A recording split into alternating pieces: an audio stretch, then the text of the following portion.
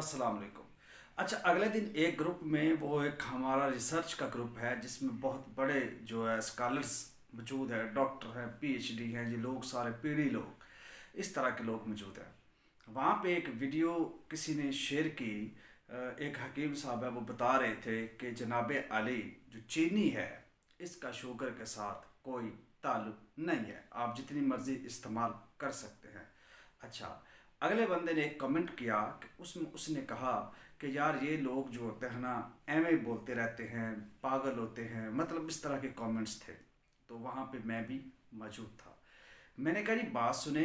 वहाँ पे डिस्कस ये हो रही थी कि जो वीडियो में बताया जा रहा था वो ये था कि जो लबलबा होता है, जब ये ख़राब होता है तो जो इंसुलिन है वो बनना बंद हो जाती है, जिसकी वजह से शुगर की मकदार यानी ग्लूकागोन जो होता है, यानी जो ग्लूकोज है वो बढ़ना शुरू हो जाता है।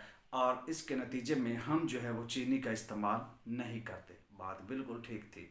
अब उसने कहा कि जो लबलबा होता है, इसको चीनी ख़राब नहीं करती, इसको एग्जाइटी और डिप्रेशन ख़राब करते हैं।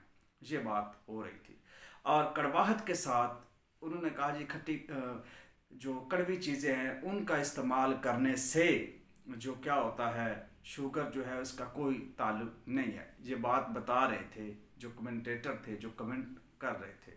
तो ये बात बिल्कुल क्लियर है, इसमें कोई अबहम नहीं है कि जो एग्जाइटी, डिप्रेशन, परेशानी से लबलबा ख़राब होता है। जब लबा ख़राब होता है तो इंसुलिन नहीं बनती, जब इंसुलिन बनना बंद हो जाती है तो आप जब भी शुगर खाते हैं ना, तो वो जो चीनी होती है वो आपको डिस्टर्ब करती है। इसलिए कहा जाता है कि चीनी का इस्तेमाल ना करें। पहली बात तो ये है, जब इंसुलिन बनना बंद हो जाए।